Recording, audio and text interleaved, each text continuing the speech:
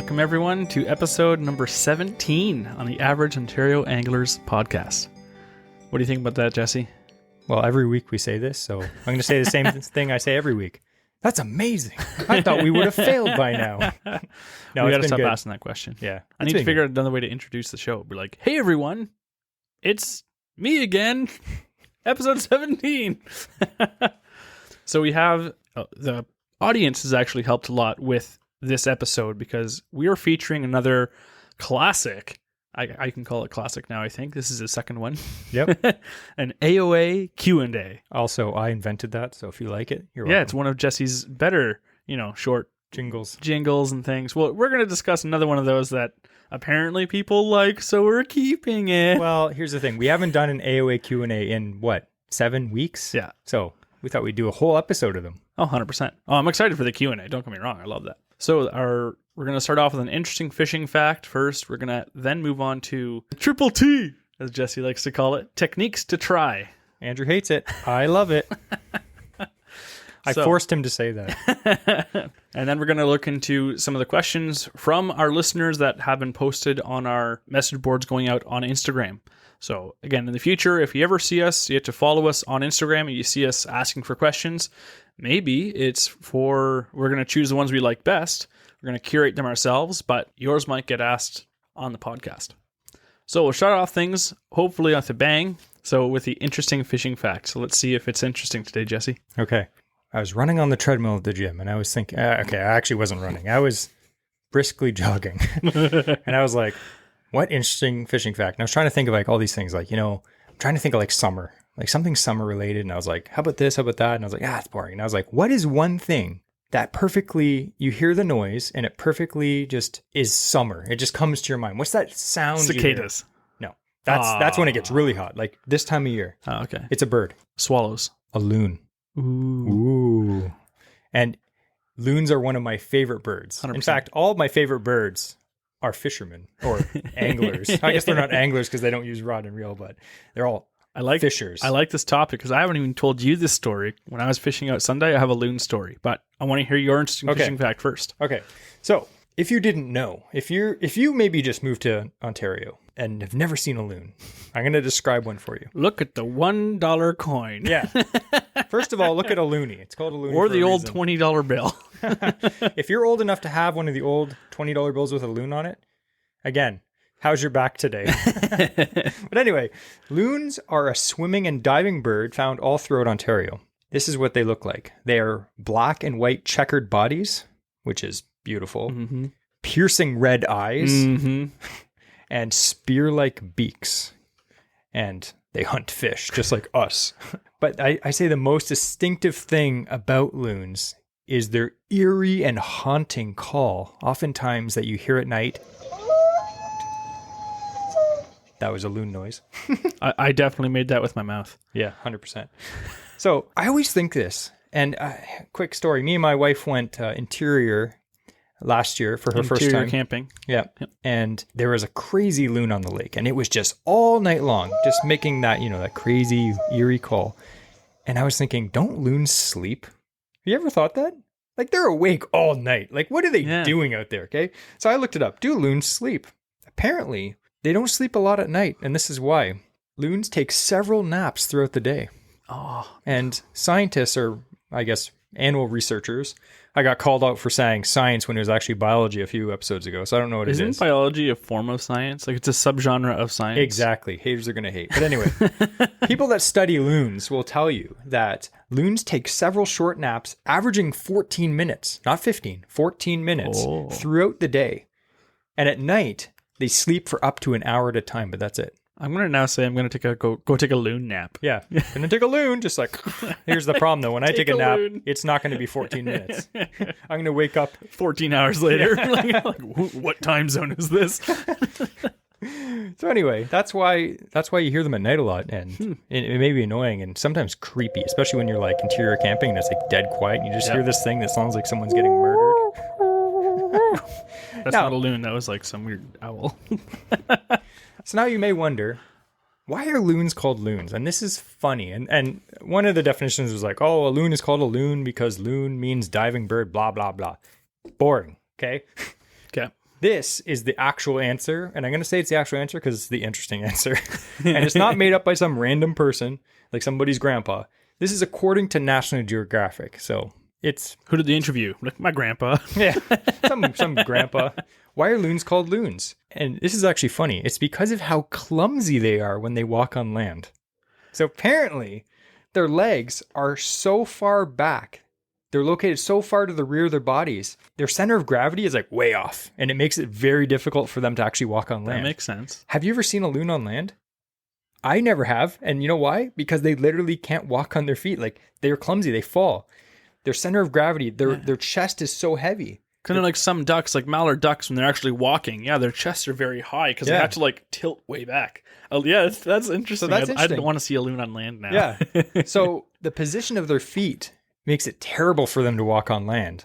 But on the other point, it makes them amazing swimmers. And if you've ever seen a loon swim in the water, it is crazy. And they can swim pretty fast. Apparently they've been clocked up to 20 miles an hour. Underwater. That's nuts. Now, I didn't look up what kilometers that is, but that's what?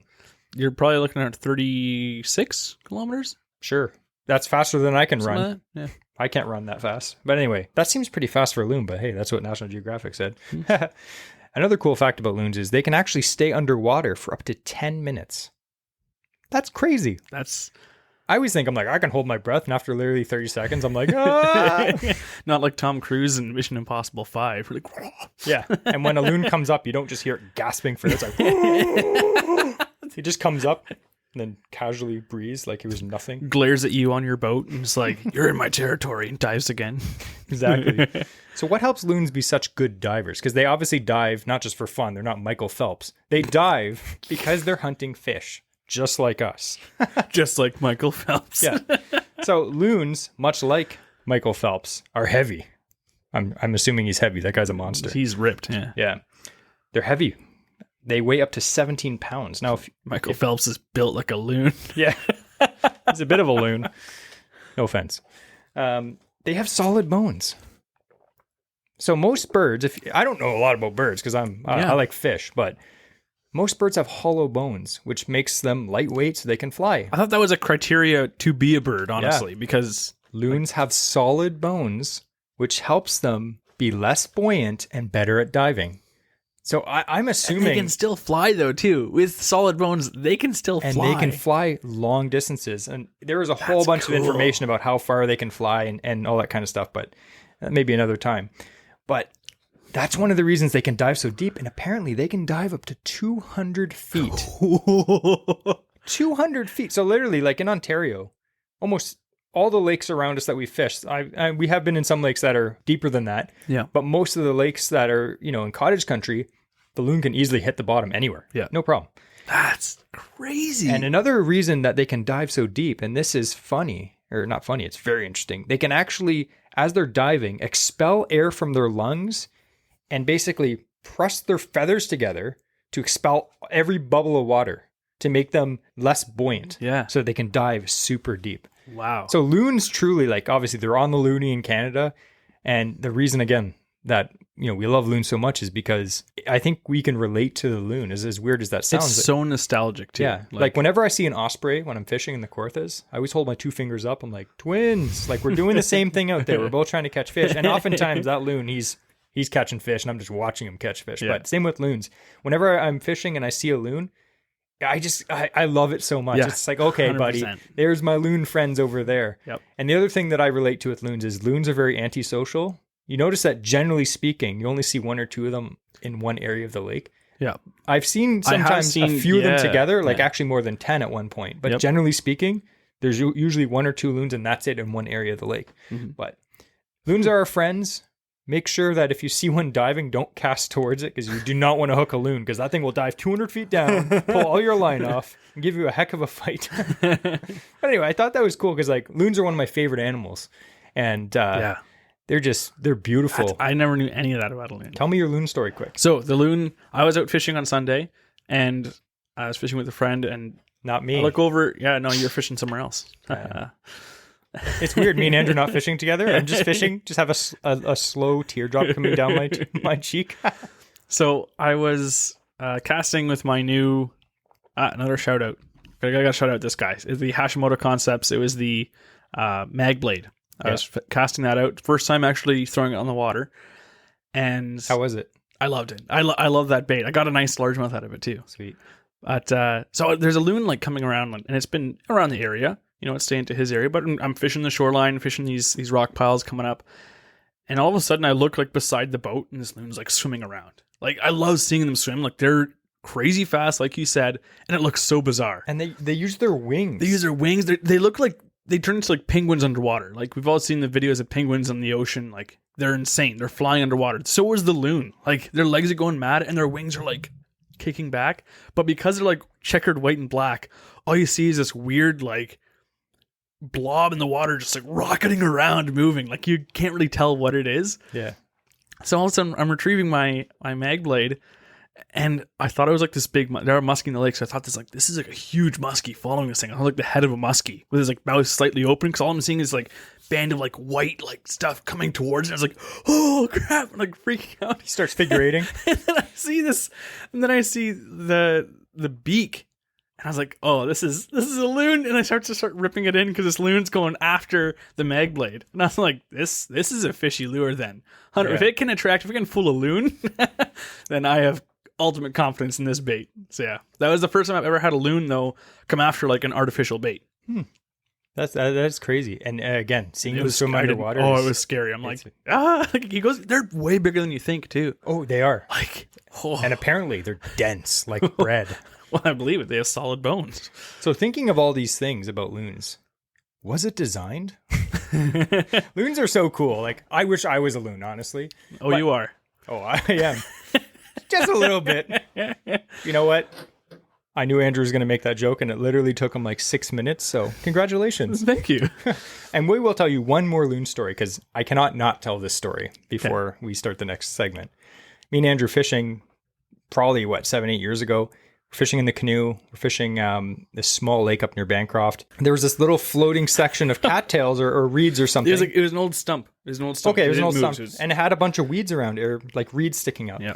So literally, we were fishing for bass, largemouth. So we were throwing weedless frogs. So we were just casting. And at that particular trip, the fish were really skittish. So we were actually casting up onto the shore and then pulling the frog into the water, which is a cool tip, by the way. Yep. And we kept casting at this floating stump like island. Well, I was casting on. You were casting at it, and you were like casting just beyond whatever, and I just kept nailing this thing like right in the top of the stump. Like, I'm like, popping it off. And we're getting closer to the stump, and we realized that there's a legit loon on a nest. Oh, on the stump. With all the grasses we couldn't see. So a bunch of grasses on one side. We got within 10 feet of this thing. And I look over. I'm like, Jesse, there's a loon here. Yeah. I've been casting my frog on top of this loon for the past 10 minutes. And it did nothing. And I felt terrible. That loon must have been absolutely angry. Every literally 30 seconds. A plastic frog smoked it in the head. It's like... Oh, I feel terrible about that. And we got very close to that. As soon as you knew it was there, we avoided that spot. It's not like we were like purposely tormenting this loon. I would never do that. But we got some really good pictures. Like we didn't get super close, but we got close enough that it's probably the closest I've ever been to a loon. Yeah. It was sitting on its nest, so it was obviously going to protect its nest, but it was very cool. But anyway, that's all about loons. I always feel bad when that story comes up. Yeah. Like, it's hilarious, but I always feel bad after. As soon as I remember that loon being there, it's just... Poor Andrew. It's like throwing a brick through someone's window. Like, this is fun. All right, next up, we have the Triple T.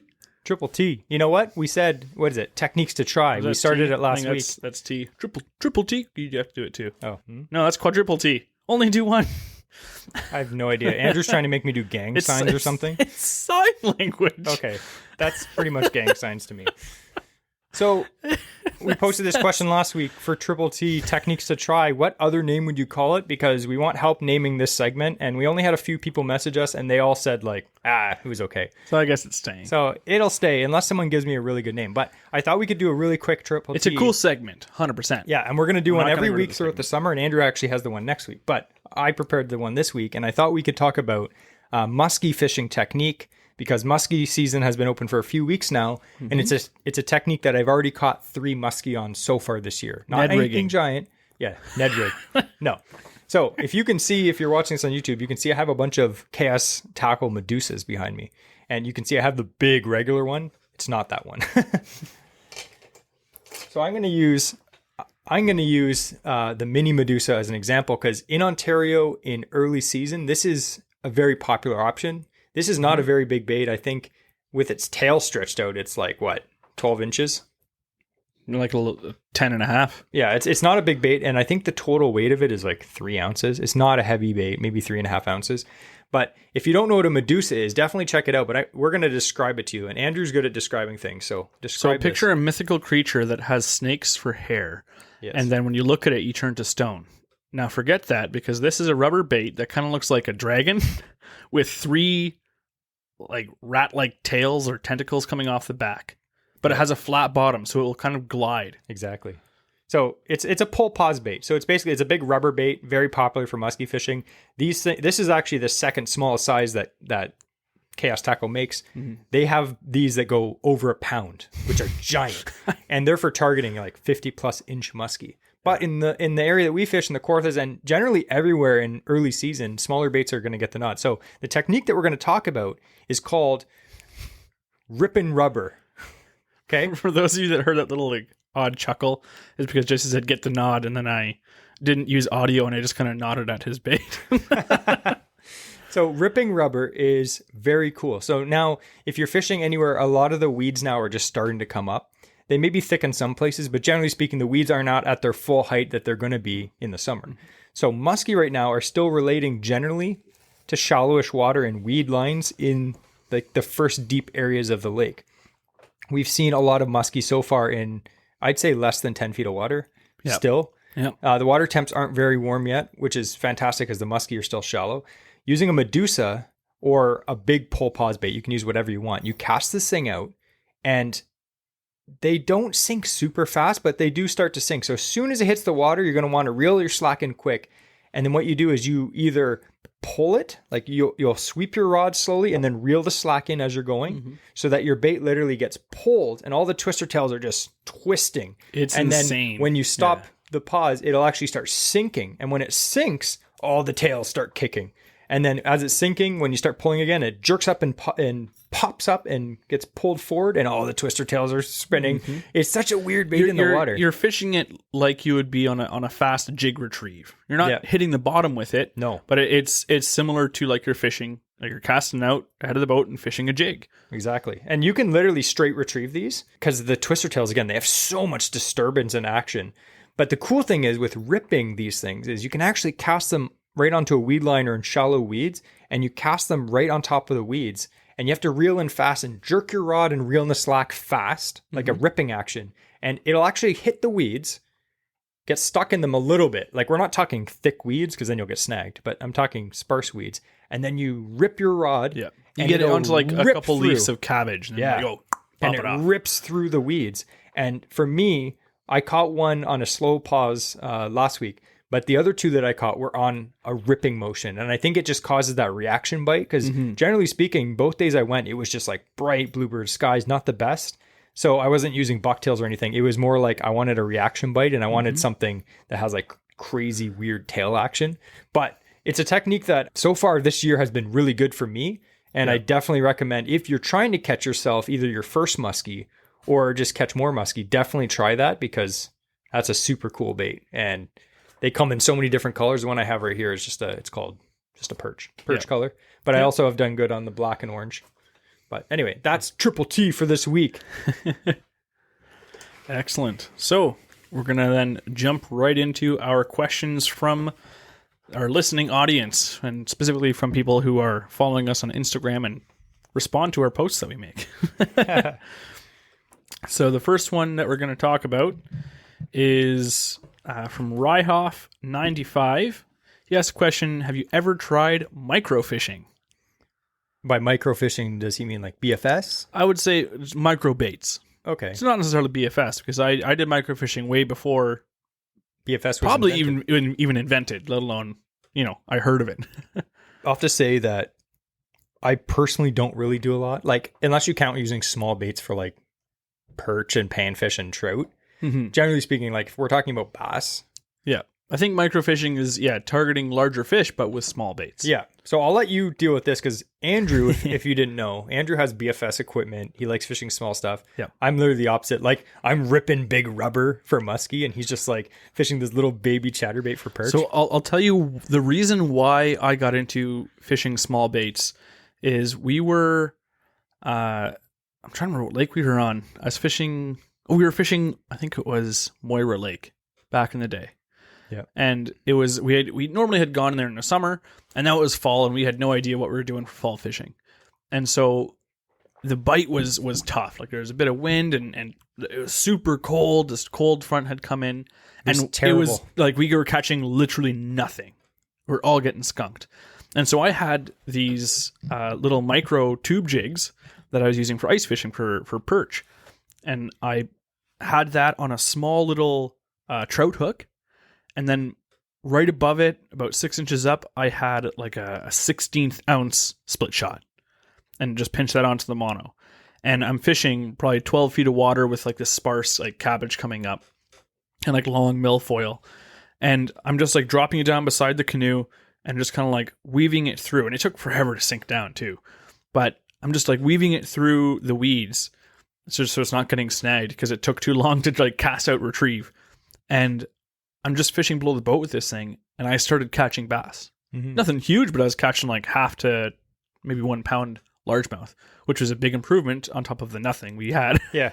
So for me, that's when it clicked. I'm like, there is 100% a place in my fishing tackle box for micro baits, and it's grown since then because now I'm buying specific gear and specific products for targeting these larger fish with smaller baits. So 100%, I think it's awesome. I do like the new micro baits that Z-Man has because soft plastics, especially the small ones, they get nipped. You're going to be getting a lot more bites from small fish and they'll just rip off. So with Z-Man, I find they do last a bit longer. They'll still like snap and stuff because they're so fine. Yeah. But they save a lot of re-rigging. Well, like for instance, we went crappie fishing early May. Yep. And we got some of the new Z-Man microplastics. The stingers and yep. And I forget the one that I got.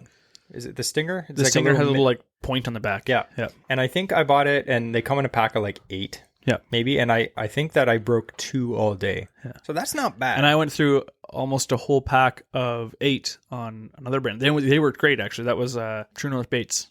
Yeah. And they did really well for me as the Wonder Bread little like whiptail ones. Yeah. I don't remember the name of them. The problem is any fine bait, I don't care who makes it, even Z-Man, they do get nipped. You do have to buy a few packs of them, but that's the cost of fishing. So like the True North Baits, they worked really well. The cool thing with the Z-Man is they have a bit more longevity. Yeah. But again, they're so small. Anyways, that's enough on microfishing. It's like Andrew likes microfishing because he relates to it.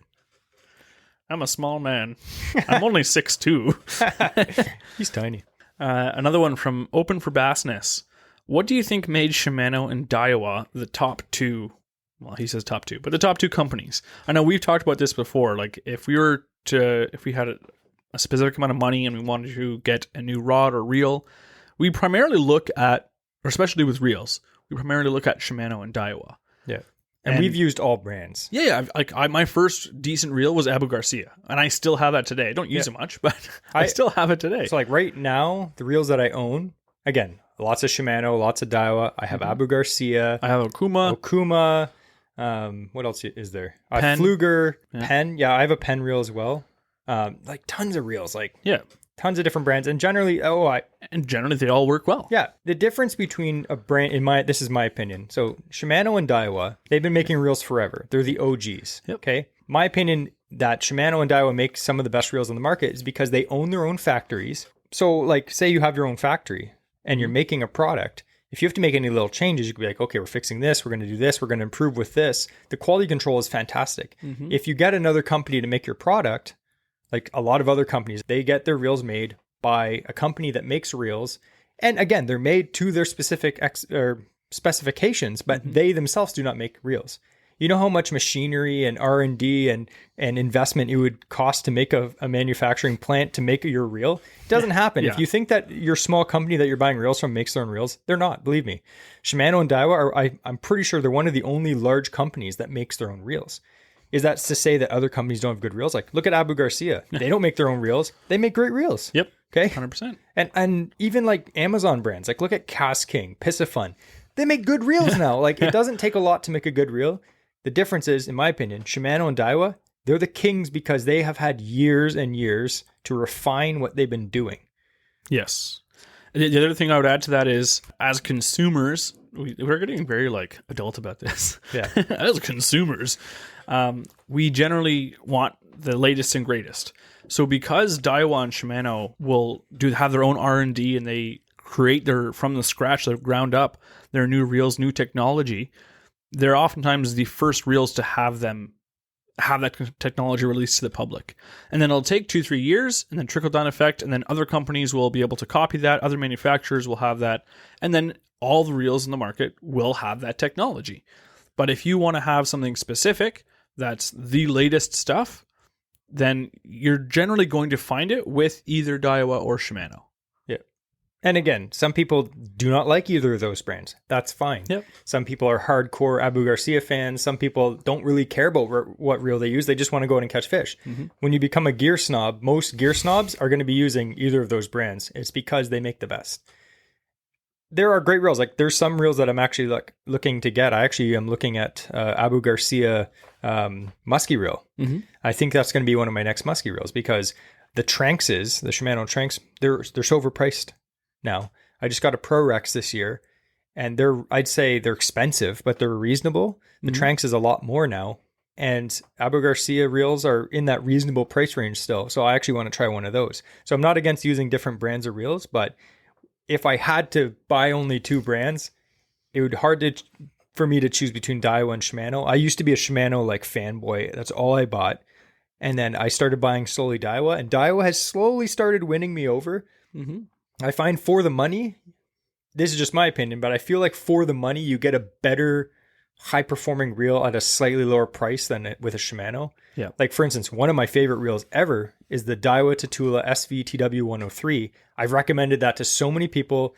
Mm-hmm. Everyone that's bought it has messaged me back and been like, that's such a great reel. It has the air brake, so it basically doesn't backlash. It's lightweight. It's a workhorse. Yeah. It's fantastic. I'd put it against my Corrado DC any day, and it's $150 less. Yeah. So like, that's the difference. You're going to have to try different reels and see what you like. But really, if anyone asks me what reel to recommend, I would just say buy the best Shimano or the best Daiwa that you can afford. Yeah. Good things don't go on sale either. That's another thing I want to say. You ever go to a tackle shop and they have certain brands of reels, and you probably know who I'm talking about. They're always like, oh, 50% off, 70% off. Good things don't go on sale that cheap. Okay. They go on sale like that because the next gen's coming out and they've got to push them through. Yeah. Good things don't go on sale that cheap. If you want something that's going to last, you're probably going to have to pay, full pop retail or maybe just no tax, not 70% off. Yeah. Anyway, rant over. We'll have a little fun one here because it's a very quick answer. Okay. This is from Elementary, my dear. Pancakes or French toast? That's a hard one. I like French toast. I like pancakes. Yeah. We don't really go for breakfast. No, we don't. Because if we're going up early in the morning, we're going fishing. Yeah. And our breakfast is literally like coffee. A disgusting bland coffee by the time we get to the lake that has sawdust. Or we get hungry by like 11 or 12 or like 2 and we just open a cold can of chili and eat that. We're like, first meal of the day. I'd have to say pancakes, and the way that I like pancakes is actually kind of weird. I like pancakes with peanut butter and bananas on them. That's pretty good. I like French toast. I don't like it dried out. I like it still like moist. Yeah. Put some of that bait fuel on it. Moist. Oh, yeah. Maple bait fuel. Yeah. All right, moving on. We have, this is actually a good question because I actually have a good answer to it because I tested it. Taylor 24242424, whatever that is. Any downsides tying braid to fluoro for leader? There are downsides. Yes. There was also a lot of upsides. There, 100%. So you have to be specific about what knot you use to tie the two together would be my recommendation. Because I started making some leaders, I was experimenting, like musky leaders, so that are thicker fluoro. I started experimenting with tying. I mainly main braid, and I wanted to figure out what knot I could use if I wanted to tie a leader directly to my main line without using a ring. Okay. in order to reduce weight, hopefully. So the only knot I found, and I tried probably about 10 different knots from tying your main line to a leader, and especially with the thick leader, a lot of the knots aren't going to work because, 80 to 100 pound fluoro doesn't want to bend very well into a knot. But the one that seemed to work across the board for me was the Albright knot. Yep. And the way it bites in, is you just fold the leader over once, and your main line, the braid, passes through the top loop, wraps around a bunch of times on the way down, wraps back up, and passes back through, and it cinches into this. And I noticed that when it broke, my main line would break. When I was using any other knot that I tried to tie to the leaders, the braid would start to pull and saw itself right through the fluoro, and the fluoro would break. Even though it's like 100-pound fluoro and 30-pound braid, the fluoro was breaking as I just pulled up on it. It would just like cinch itself in and pinch off that fluoro. So the Albright knot worked really well for attaching it. So that's why it was doubled up. I think because it's doubled up and it's biting in like a longer surface area, not at one point on a loop. So that it tightens by cinching around the whole outside of it, not just at a pinch point at the top of it where it has most of the pressure. So and that's for tying like a thick 80 to 100 pound leader though. For thinner stuff, I usually use like a uni to uni. Yep. And that works well. I haven't had any issues with those coming apart. I know like the FG knot is something for like that you use because it's very slender, passes through, but they're tough to tie when you're out in the water all the time. My opinion on the FG knot is there's lots of people that are like, if you don't tie the FG knot, you're dumb. It's the best knot. Every other knot is stupid. Is it a good knot? Yes. It's a fantastic knot. It is an overkill knot. Am I going to tie that 5 times over the course of the day? Yeah. No. So say like I'm rigging up to go fishing the next day and I'm tying fresh leaders onto my rods. I'm going to tie the FG knot because at that time when I'm sitting at home watching the Mari show, I can tie the FG knot, and I can actually tie an FG knot in like a minute. It doesn't take long once you learn how to do it. And I'll actually like super glue the tag and everything so that it's literally perfect. Mm-hmm. But say I broke that leader off and I'm fishing, I'm not going to spend the minute and a half on the water to do that. I'm just going to tie like a uni to uni or a crazy Alberto knot. Those knots aren't as strong as an FG knot, but they're almost as strong. Yeah. If you're breaking knots when you're fishing, your drag is overset. Like you're doing something wrong. So if you don't learn how to tie the FG knot, guess what? You'll be fine. Tie another knot that's good. So the two other things I would look at with whatever knot you choose, and it's something else that I was thinking of when I was tying on those thicker leaders. Another reason why I really like the Albright knot is the tag end. Like tag end of the braid, I don't care about. It's soft. It just folds over. It's not going to get caught on stuff. Braid is so wispy. Yeah. But the fluorocarbon remains stiff. So even if you cut a nice short tag, it still now has a point. So the 3 tag knot, let's say, you now have extra points of the, maybe it's only a 16th of an inch sticking out at fluoro, but it might be catching weeds or like thin wisps and stuff like that. Yep. The Albright knot I love because the leader, the fluoro, is just doubled over. So when you're pulling it, it's just pulling against that loop. There's no actual like tag end sticking out. True. Which I really like about that. Yeah. So depending on what you're tying and what area you're fishing, even passing through the guides, depending on the length of the leader you're tying, you want to make sure that it's not going to be getting caught on your guides or snagging up on a bunch of litter in the water. So anyways, what was the question again? That was a good point. So that was... I just feel like we went off on a tangent there. Any downsides tying braid to fluoro for leader? Okay, so I think we covered a lot, but other downsides is if you're using a Daiwa bait casting reel, because of the T-wing system, it has a wide top T and then there's a thin slit at the bottom. If you use any leader knot, even an FG knot, it can get stuck in there. Mm-hmm. So if you're the kind of person that likes to have a leader onto braid and then reel it onto the reel and then cast it on a Shimano or any reel with a round line guide, no problem. It'll actually shoot right through. I always thought that it wouldn't go through, but it does. Yeah. No problem. If you're using a Daiwa, sometimes it gets stuck. So if you do that, if you do that, make sure that your leader doesn't go onto the reel. Yep. Another thing that I found... Rod, you have a foot coming out to your line, you have a maximum 8-foot leader. Exactly. And one flaw or failure that I had was when I was fishing leaders is make sure you slightly loosen your drag. I had a year where I have no clue what the heck I was doing. I literally was snapping leaders off. I was like, I got a bite, and I'd set the hook like I was using braid. And if you're only using like a 7 or 8 foot piece of leader, all that strain instantly snaps right at the knot, and the knot will just snap. It doesn't matter if you're using 17 or 20 pound a leader.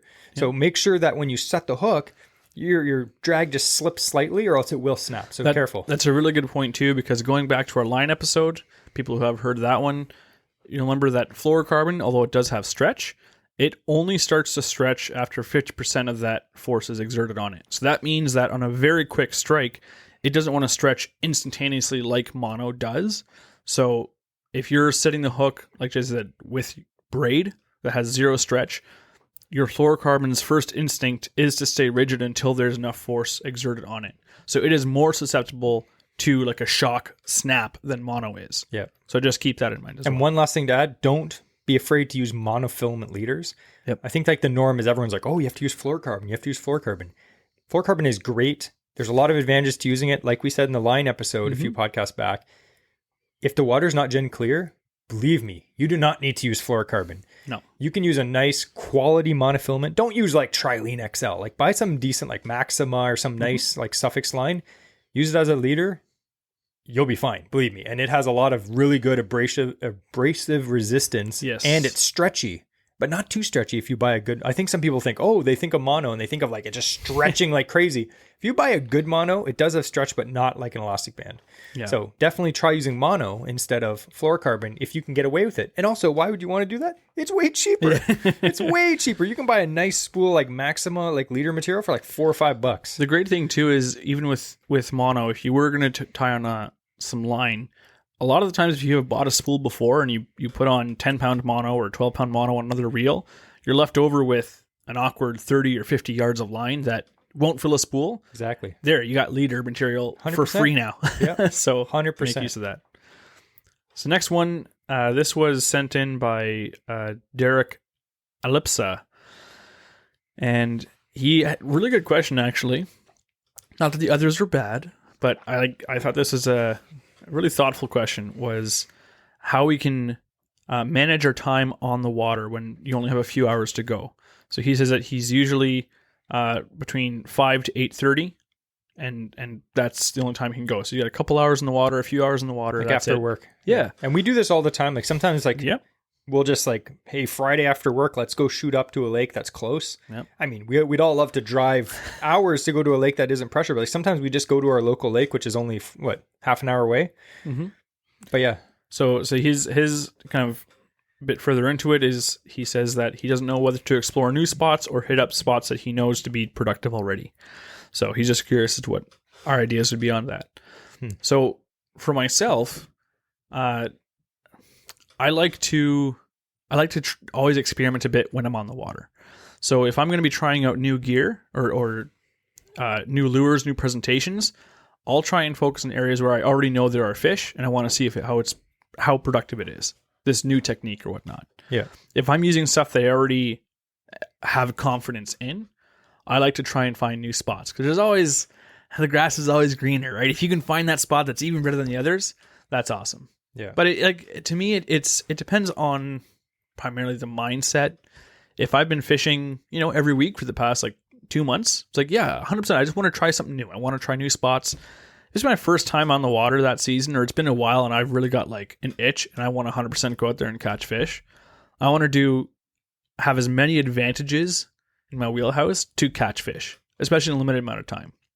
So if you don't get out very often, I would say, my mindset is stick to what you know and experiment with what time you can, but focus on what you already know so you can hopefully get results. Yeah. And I think it really, like you said, it's confidence. So I think it depends too on what kind of fish I'm targeting. Like for instance, if I'm musky fishing, there's an area that I fish regularly, at least I'd say 7 or 8 times a summer. Mm-hmm. And usually I just shoot up after work or in the evening on a Sunday, and I'm literally only on the water for 4 hours. That's not a lot of time. Once you take your boat in and rig up and all that stuff, you literally only have 4 hours to fish. And if I'm musky fishing, I'm not wasting time just randomly looking. I'm going to go to spots that maybe I've seen musky before. And now you shouldn't fish memories.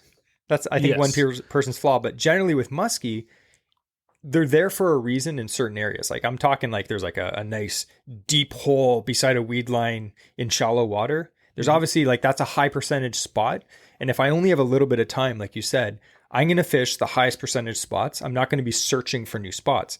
Now, on the opposite side, sorry, go ahead. Oh, I was going to say, it's you and I have to fish differently. So if you're out and you're in the canoe, your speed is very limited. So again, your travel time has to be taken into consideration, because you could take an hour and a half to get to a spot. Now you only have, it takes an hour and a half back. That's 3 hours gone. Yeah. Whereas in the tinner now that I have a lot more mobility. He's 4 times faster than me. So I can go and like, I want to hit these spots, but I'll conserve a bit of time, and I know I can effectively, I'm not wasting time to hit a bunch of spots, not just focus on 1 or 2. Exactly. Because if you're in a kayak or a canoe or a small like inflatable, or if you're fishing from shore, you may not have a lot of time to travel. Like for me, like for instance, we're going to talk about the place that we fish the most. If I launch my canoe and I want to go all the way up to, remember that spot we saw that huge musky last week? Yes. So it's about, 1.5 kilometers up there. So if I get in my little sports power with a little 2.5 horsepower, it takes me a considerable amount of time to get up there. Half hour, 45 minutes, something like that. At least maybe 20 minutes, 25 minutes. Yeah. But that's a lot of time that I could be fishing. Now everyone's like, oh, you could troll. It's like, I can't really troll because it's super weedy. In Andrew's boat, he can literally be there in 5 minutes. So like there is a difference on what circumstances you have. Now, I was going to say musky would be one thing, but when it comes to bass are more generally like, it depends where you fish. But like say I'm fishing an area that I know, I might fish spots that I know are good, but then half the time be like, okay, I'm going to try one new spot, and I'll just try one new spot on the day. Cause I only have 4 hours to fish. I'll fish maybe 1 or 2 spots first that I know there's fish at, maybe pull 1 or 2 out and that gives you a bearing as to kind of how the day is going. Yeah. That might give you an idea as to what kind of spot you want to try. Exactly. Cause like, for instance, one day I noticed I was fishing frogs and the fish were just blowing up on it, but not actually grabbing the frog. Like I was like, why am I missing all these fish? And then I actually had a fish blow up on it and I didn't set the hook at all. And the frog was just bobbing there. And I noticed that the fish weren't actually eating the frog. They were just kind of like, boiling on it. And that made me think, okay, they're not hitting the frog. So I did try a different color, because sometimes if you're using a white frog, switching to a black frog can actually make a big difference. I don't know why. They just smoke it. But I tried a bunch of frogs, nothing. So then I was like, okay, they're not hitting frogs. So I got to do something else. So I started flipping, and that was like lights out. Like every spot I went to, every clump of lily pads, I was catching like one or, not huge ones, but like 12-incher here, a 2-pounder there. And then I noticed as well that it was all small clumps of lily pads. There's huge beds of lily pads. I wasn't catching anything in them. And then you'd see like maybe like 10 lily pads floating in the middle of the flat. You'd flip out a bait. As soon as it hit the water, boom, fish would grab it. Like you have to find the pattern, but you have to do it quick because, you don't have a lot of time. Yeah, that's probably the best tip I would say is find the pattern, using the spots that you know that you're used to, to establish how you want to progress the rest of the day. And if you've never fished the lake, do research. Yeah. Oh, look even on Google Maps. Yeah. You can say, okay, like let's look at the direction. Wind generally travels this way. Yeah. So you look for those bays where you either want wind blowing in for whatever you're fishing, whatever season it is, or you want the wind blowing out of that bay. Or depending on your boat, you don't want to have wind blowing at you. If you're a small craft, you want to fish, the sheltered areas. And we found, I remember a few weeks ago, you were showing me on your phone. You're like, oh, there's this lake that we fish, and you were like, look, there's a shoal here, and you could see it from Google Maps. Yeah. Now, like that's obviously it was a big shoal, so you could see it. You may not be able to see every little spot, obviously, but like you can learn a lot from Google Maps. Yeah. And again, you might go there. The one that I showed Jesse, and I was like, I want to try that. And I went over there and I looked at it. And I was like, man, it didn't impress me. And I knew other spots were better, so I went over to them. Unfortunately, it's all about time on the water. It was worth checking out, 100%. For sure, because now not to go back there. Yeah. Yeah, it's all about time on the water. And unfortunately, there's no like hard and fast rules about how to find fish. Yeah. Again, we're not professionals. We're only average at finding fish. So another one is for wacky rigs. This is from Supernoof71. Yeah. East Coasters. Yeah. I like that guy. So weighted wacky or normal wacky? It depends. Like obviously that's a loaded question, but I actually for a long time used a weighted wacky because you probably figured this out about me. I'm not a patient person. Okay. I like power fishing. We talked about Senkos last week on the top bass lures.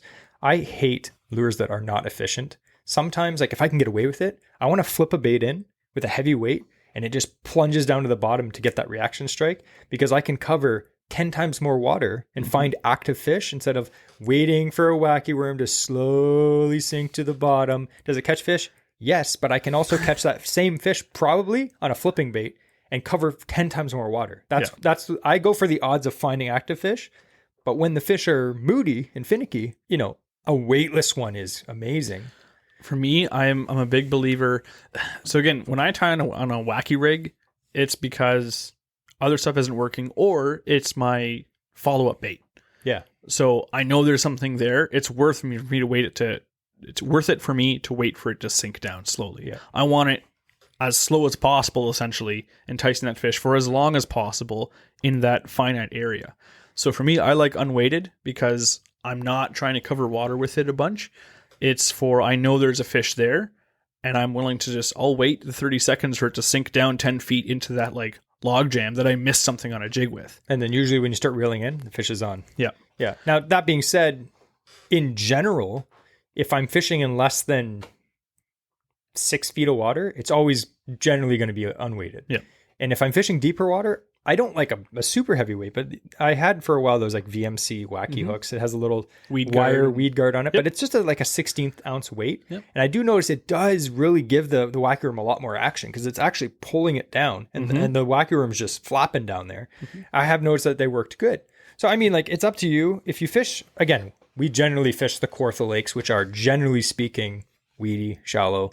But if you're fishing deeper water, 100% a weighted one. And another thing too is, don't get hung up on, Senkos are the best, and because you can have them unweighted. Try other baits unweighted.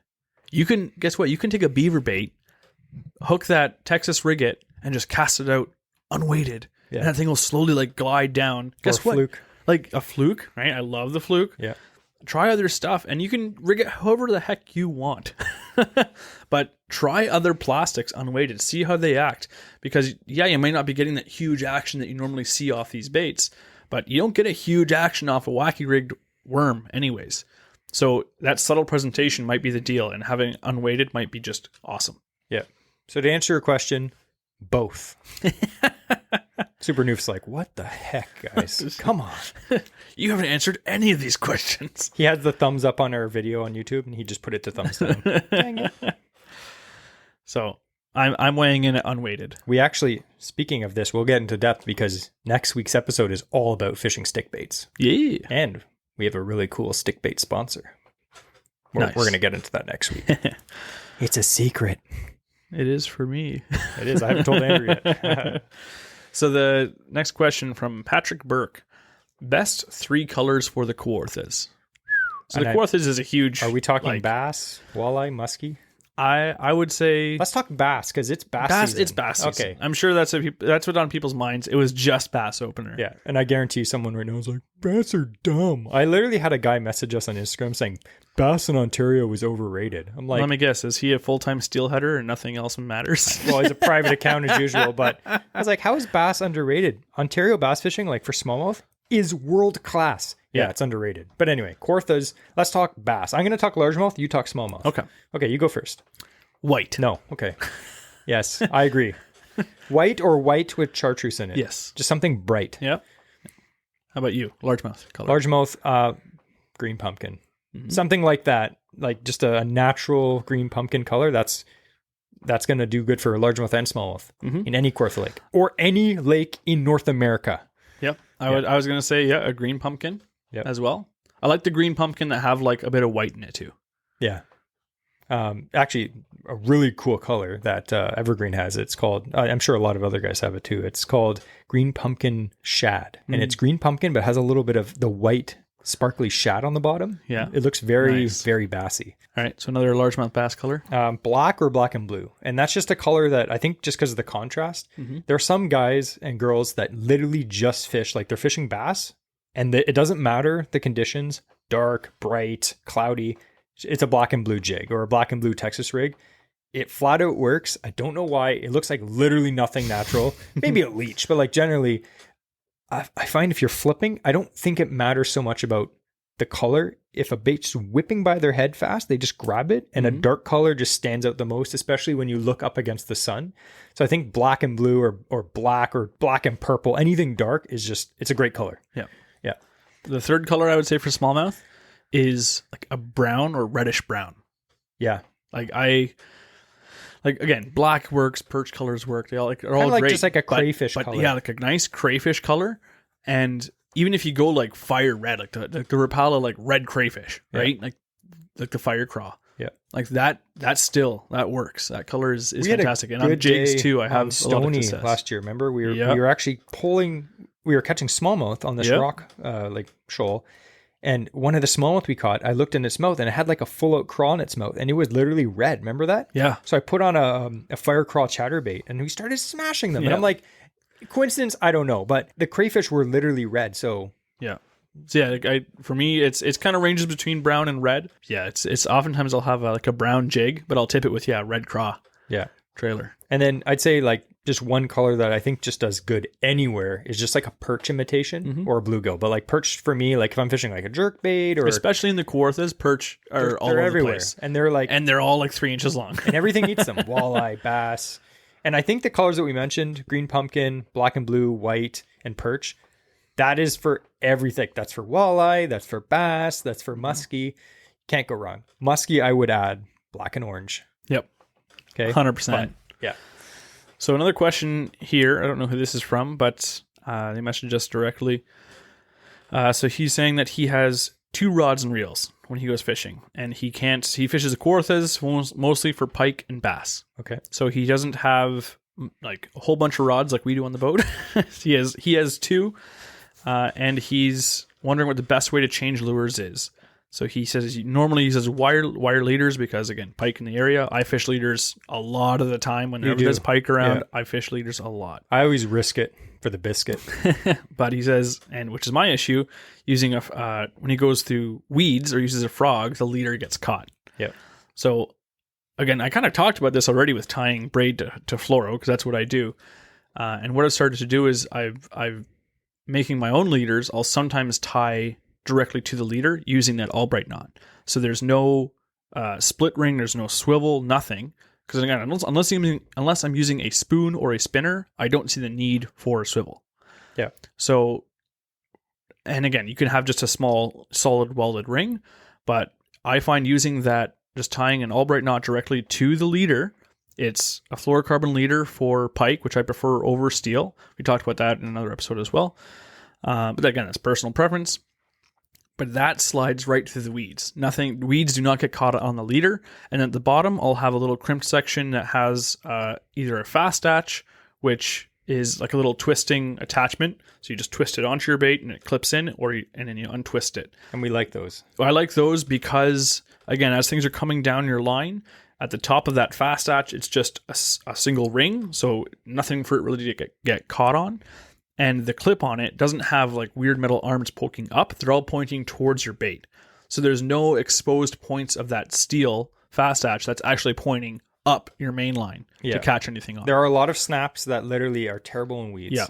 Like you look at a crane snap or a crane swivel, and it has the top piece of metal when they're kind of pinched in to create that loop. The top piece of metal is pointing up your line. Yeah. And that's always gets covered with weeds. Catches everything.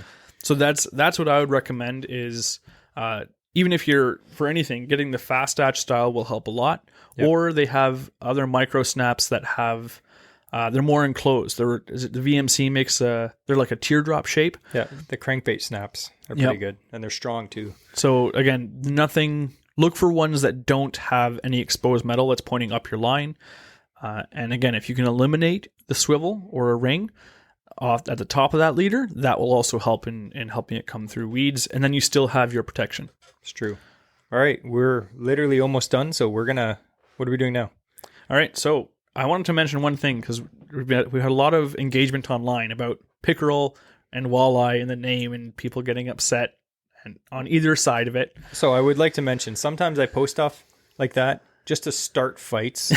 I just sit back and watch the comments and just be like, yeah, this is hilarious. There are so many people that were either on one side or the other. Yeah. And I just want to say to the people, I don't really care what your opinion is. I'm not saying this personally to you. Yeah. It's a fact. You can argue with the fact that doesn't make it false. You know what I mean? So if you don't agree with us, if you think that, that Jesse and Andrew are being dumb. Apparently, we can't even catch a cold. Some guy I can prove you wrong. I've been sick a few times this year. He could outfish us any day. So I thought we'd turn to the wise words in the Freshwater Fisherman's Bible by Vlad Ivanov. We're going to see what he says. Yeah, written when? 1964. 1964. You think you'd know that by now? I know. I have to look every single time. So, is walleye and pickerel the same thing? So, first of all, chapter 14 of this book is entitled Pickerel. It says there are 3 species of pickerels found in the United States: the chain pickerel, the redfin, and the barreled pickerel. The redfin and barrel pickerel is the same, and the grass or mud pickerel. So there's the 3 species that are there of pickerel in the United States. Now, there's a whole other chapter called, chapter 14? Chapter 15 that says walleye. Wow. Why are there 2 different chapters? They're the same thing, Jesse. Because they're different fish. Interesting. Wow. So, here's the thing. He does say that walleye are known by many names, such as pike perch, yellow pike, jack salmon, golden pike, yellow pickerel, Susquehanna salmon, opal eye, pickerel, and dorr. The last 2 names, pickerel and dorr, are used in Canada. So, do we recognize that people call them that? Absolutely. That was never an argument on our side. What are they? Walleye. Yeah. Just like largemouth bass is largemouth bass, but it's also called a black bass or a black spotted bass or a greenback or a large, guess what though? It's a largemouth bass. So yes, it can have different names. However, to be accurate about it, a walleye is a walleye. Yeah. And a pickerel is an Essex species, and it's a pickerel. Yeah. That's from the Bible.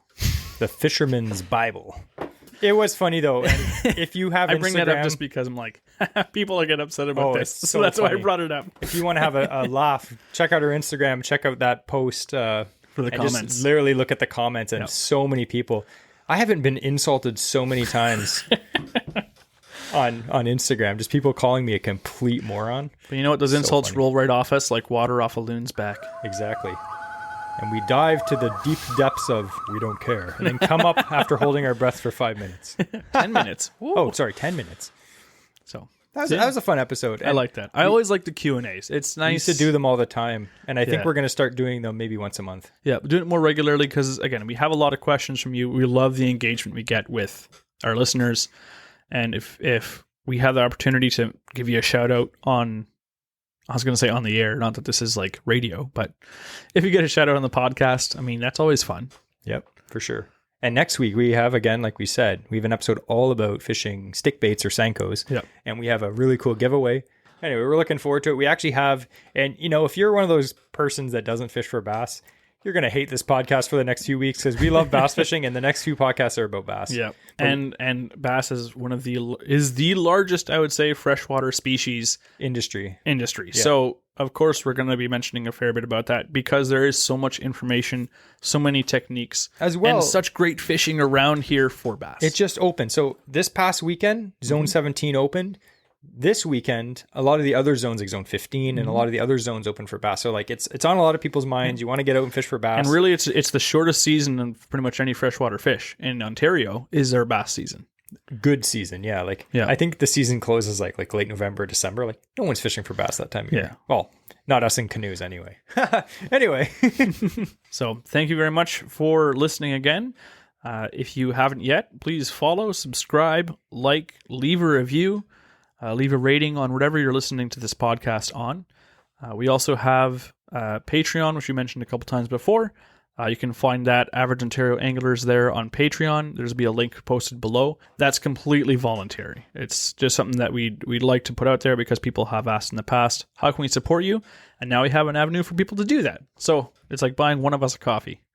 Yeah. You're buying Jesse a coffee. Not me. I don't deserve one. Oh, and I would like to add one thing quick. If you watched this show a few weeks ago, Andrew gave me the fish trophy.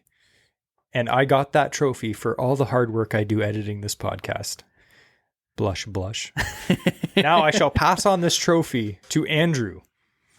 And you are getting this trophy because, not for his singing ability, but for the fact that Andrew has recently got himself his first ever bow-mounted trolling motor.